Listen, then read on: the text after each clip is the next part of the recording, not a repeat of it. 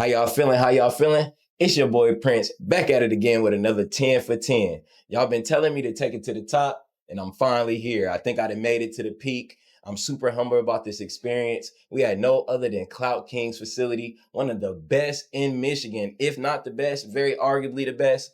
I definitely put him on my Mount Rushmore. I'm here with my guy, Kenny. How you doing, man? Good. How you doing? I'm doing amazing. I'm glad that you brought me here. I'm here with my wife, my cameraman. Like I said, we're super happy for this experience, and I really can't wait to see what you got for us today, man. So thank you for this. Yeah, for sure. Yeah. Before we start, I usually like to ask a couple questions, you know. So, Kenny, man, what exactly is your role here with Clout King, if you don't mind me asking? So I'm the director of cultivation for Clout King. So I do all the growing for all of Michigan. Okay. Oh, shit. I've been working for Clout King since before it was a brand. Oh, my God. So I'm coming up on 12 years. I've been working for Clout King forever, pretty much, my entire adult life.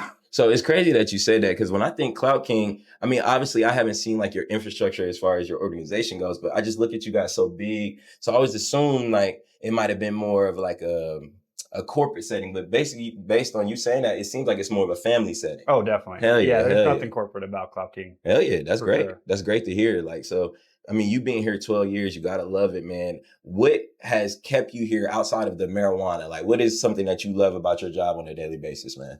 I like the challenge. Mm-hmm. I like it's difficult to grow weed. It looks easy, but it's difficult. And I like solving problems. Yeah, yeah. You know, I like growing weed. Okay.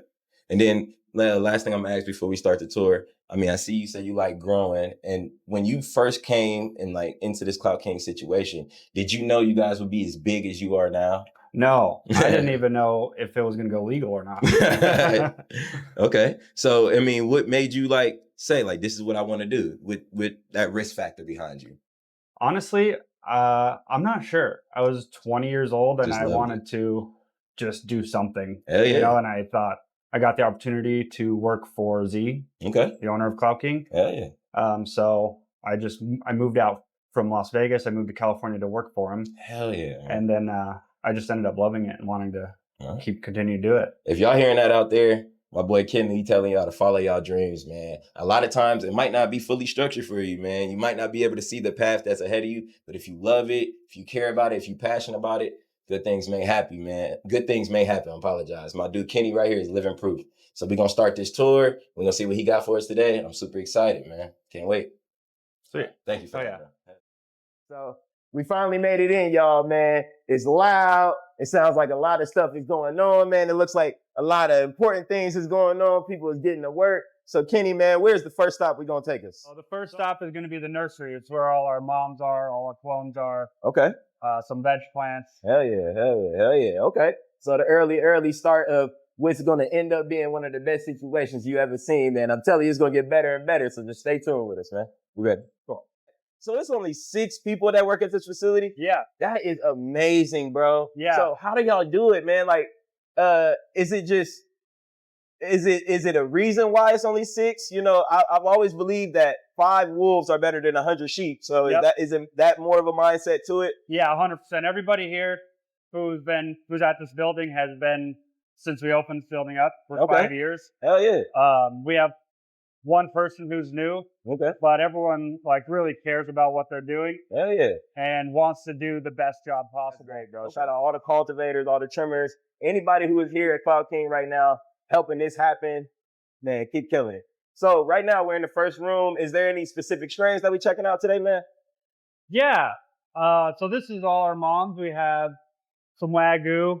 Okay. Ooh, Wagyu. That's a lot of people's favorite. Lemon cherry airheads. Okay. Ooh, lemon cherry airheads. We have. And I feel like lemon cherry is one of those things, if you do it right, it's really good. Yeah. It's really good. That's my favorite strain. And lemon cherry? Yeah. Yeah. I feel like it could be oversaturated. Like a lot of people grow it, but everybody's not growing it right. Yeah. You know, it's one of those things you got to kind of hit on the coffin, right? Yeah. A lot of people aren't the biggest fans of it. It's a little bit played out, but I still like it a lot. Yeah. That's what I said. It's good when you get the right batch. Yeah. You know, but like you said, it's so much lemon cherry gelato out there. Yeah. Like, oh man. It's kind of like Runts, right? Yeah. Yeah, it's crazy. Like how long Runts has been popular. Yeah. I'm starting to realize like it's a couple of them I think taking over that room, the gelato, limoncello. I think permanent marker is another one. Yeah. That's kind of like pushing runts out of that like front runner space, but it's definitely been there for a long time. It might be on the Mount Rushmore of flower. I remember like 2018, 2019 seeing runts for like the first time and being like, oh, it's just a fad. It'll be gone soon. Dude, it's still probably the most popular strain. All right, so with you being a cultivator, I guess I just asked that because you've been one for so long. What do you think made runts stand out? Like, I know you said you just seen it, but like, what do you think was special about runts? Not even the specific first strain, but just as a longevity standpoint, like what it makes it different than like other strains? I think it's that like candy gas smell, the flavor, the taste. Yeah. I think it's like smells very candy, and then like with some gas in it. I think that just like I don't know, it's hard to beat. And it's funny you said that because me being a bud tender, I'm starting to realize we get a lot of closet smokers nowadays. Before the dispensary era, I think you had what they call potheads, right? People who smoked within the community. Nowadays, if I get 10 customers, man, I'm not going to lie to you, bro. 8 of them don't want to smell like weed. But they want to be high. Like, they don't want to smell like, I shouldn't say like weed. They don't want to smell like the traditional thought of what weed smells like. Skunk, piss, shit like that. They want to smell like candy or, blueberry, strawberry, When the plants are in this stage, because I just noticed these are smaller than everything else in here. Yeah.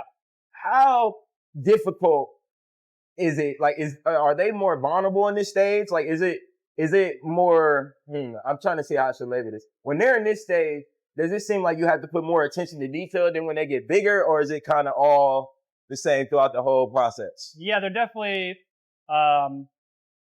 more sensitive at this point. You can't really, you don't have a lot of room for error when they're this small. Okay. When they don't have roots. I would say this is, I think it's a tricky part of growing weed, especially when I first started. This was the most challenging part for me, was doing foams. Hell yeah.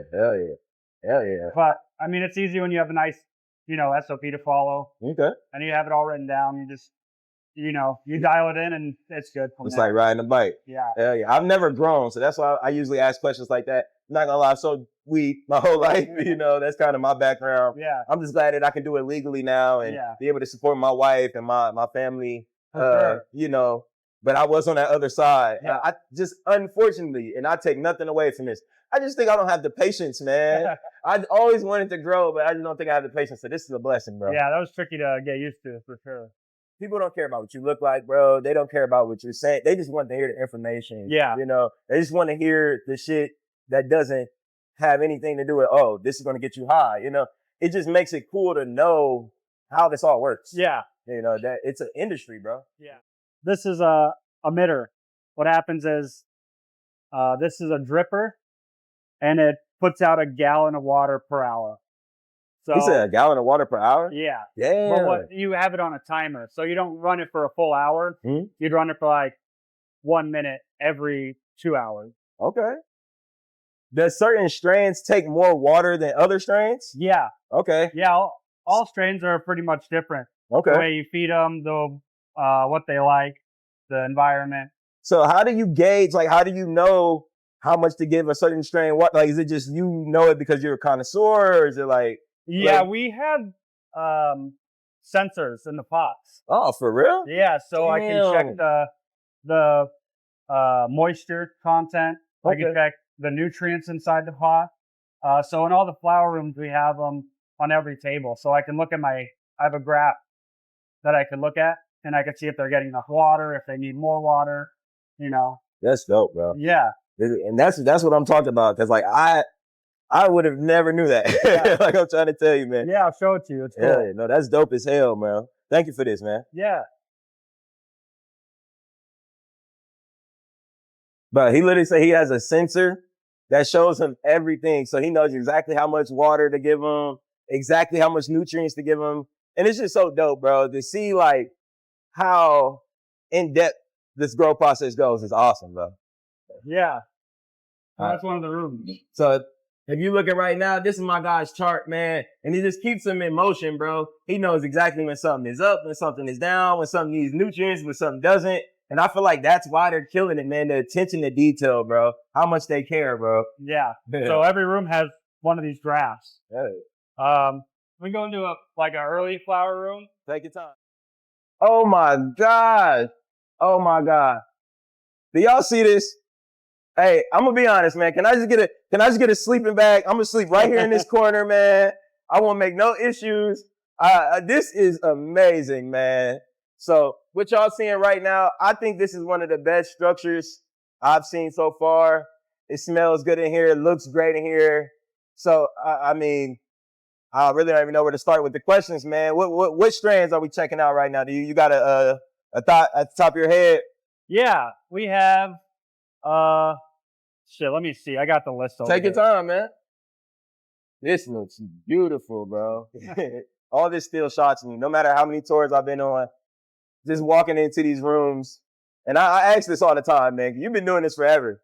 I don't think I can ever get bored of this, man. Do you think you can ever get bored of this, bro? No, I don't think so. No, it's always something. There's always something going on. Like I said, I like to solve problems, and there's plenty of problems to solve, even though I've been doing it for so long. Okay. So this is in week 2. Oh, so it's only 2 weeks, man? Yeah. So typically the first 3 weeks is the stretching phase. So that's when the plants go from being small to being tall. Okay. And then weeks 4 through 7 are like a bulking stage. So that's when the buds are putting on mass and becoming bigger. Okay. And then weeks 8 and 9 are like the ripening phase. All right. So that's when they're starting to turn purple. The hairs are finishing up, starting to look like actual finished weed. So, and I don't want to sound ignorant, but every tour I went on, I've seen these, and I just always wanted to ask, I just never asked, what is the purpose of these strings and how do they benefit the growing process? So this is basically just to hold the plants up. Okay. So they don't fall over. Oh. That's all it is. Okay. Yeah. Okay. So, because they can get so tall, they can start to. Yeah, exactly. And try to keep them strong. Oh, yeah. I understand. Yeah, and then you can kind of spread the plants out a little bit more to get a more even canopy. Because if you have a more even canopy, you get more consistent crops.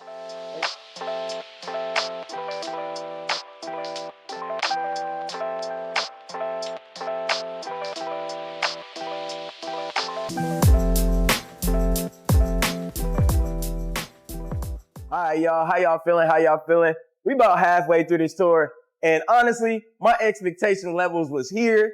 And everything that we've seen has broke those. The ceiling is through the roof.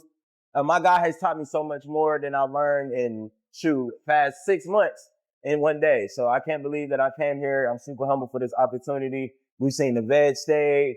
We've seen 2 weeks. We've seen 4 weeks, man. So now we're about to keep moving on. We're going to show y'all some more special things. So just keep tapping in with us, man. Shout out to Clout King, man. This is awesome. So this room is week 1. We just put them in. Okay.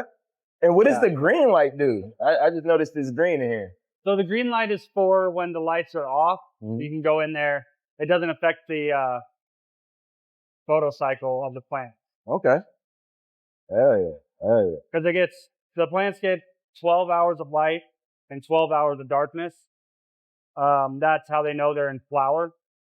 And any more than that will make them revert back into a vegetative state. So you use the green lights just so you can go in there when you need to and do whatever you need to. It's like therapy for the plants. Yeah. This is awesome, bro. I'm actually vegan, bro. I've been vegan for 6 years.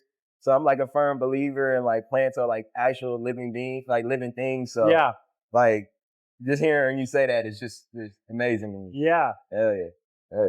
So when it comes to like the irrigation part, are you familiar with that part too? Like, do you do everything, man? Yeah. So if you needed to, you can wear every hat in here. Oh, for sure. Yeah. Hell yeah. I've done everything because when I started out like trimming and harvesting and stuff. And I worked my way up to growing, you know? So I've done everything in the building. I've done everything in the pretty much, as far as growing weed goes, I've done everything that you could do. Yeah. You know, I've harvested, I've trimmed, mixed dirt, shoveled, everything. When I see this, bro, And I don't know, maybe it's just the kid in me. It just reminds me of like being in science class, man. With those beakers, man, and you just seeing what the hell you're about to make, man. So yeah, it's actually my favorite room in the building. Okay. My favorite part, I think, of growing weeds is like the irrigation stuff. So we have basically, this is our fertigation skid. The water comes in, it goes through the pipe, and these are pumps that shoot in nutrients into the pipe. All the nutrients and water gets mixed up here, and then it gets sent out to the rooms. So each individual rooms has its own valve and its own solenoid. Man. So I can feed any room in the building at any time, like any specific room I want. Yeah, you don't, it's not like you're flooding everything at once. Yeah, exactly. It's generally specified. Yeah, because they all have different needs too. Like if they're earlier in flower, they need more nutrients. Mm-hmm. If they're later in flower, they need less nutrients. So it's if you have one line going to every room, it's hard to manage that. It's cool because you control it from my phone. From your phone? So we're starting an event.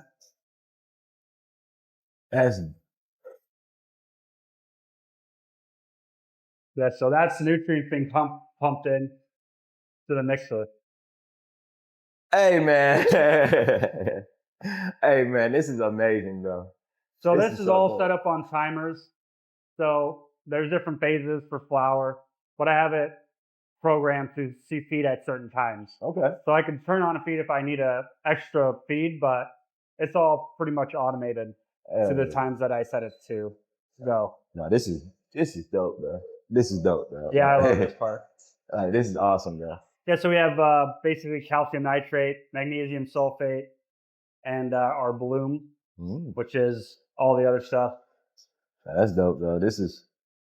I really don't know what to say, honestly. Like I said, this is what I'm saying, bro. If you want to get into growing and you don't know anything about this, you might need to YouTube University, get a book for dummies or something, man, because it's not about just putting a flower in some dirt and watching it grow, bro. It really takes time. It really takes effort. I personally think marijuana plants are probably one of the hardest plants to grow on the planet. So this is showing it. It's showing it. It's real effort put into the stuff that you smoke every day. Yeah. That's dope. Yeah, for sure. It's definitely super hard to grow. And but you know, all you gotta do is if you want to start growing, you just gotta try. Hell yeah, try. Best way to learn. Making mistakes. That's how I learned. He said trial and error. Trial and error is the best way. If you could trial and error your way to becoming a Clout King, I think you should do it. Thank you for this, man. There's no issue because we've met people from different backgrounds, but like, did you go to school for any of this, or is it just all straight?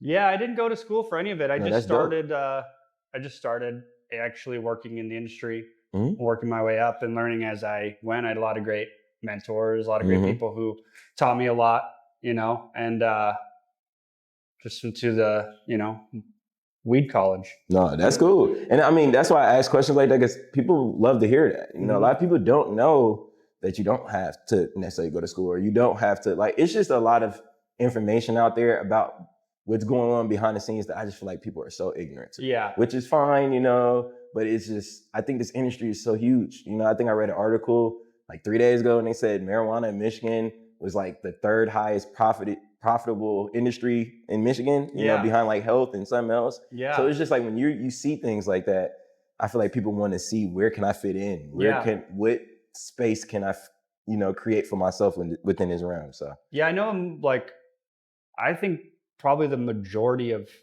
like directors of cultivation probably didn't go to school for it. You know, just hard work and connections. Yeah. Hell yeah. Hell yeah. I've never met one who went to school for. That's cool. That's dope, bro. That's dope, bro. They always say college doesn't prove anything other than you're teachable. You know, it just shows that you're able to learn and you're able to sit down and focus on something. But obviously, you can do that without that background too. So yeah, that's dope, bro. That's awesome. And it's a little hard too, because like weed was illegal for so long. Like you could go to school for horticulture, which I'm sure would help, but there wasn't for a long time like a place to go to learn about growing weed. And then it's, you know, and a lot of people who are teaching it are probably not running large scale facilities. Exactly. You know, so it's Yeah. It's hands-on is always going to be the best learning process in this industry. Yeah. Getting hands-on, just getting your hands dirty, just jumping in there. Yeah. If I was going to try to start being a director of cultivation, head grower, or whatever, right now I would just start in a tent.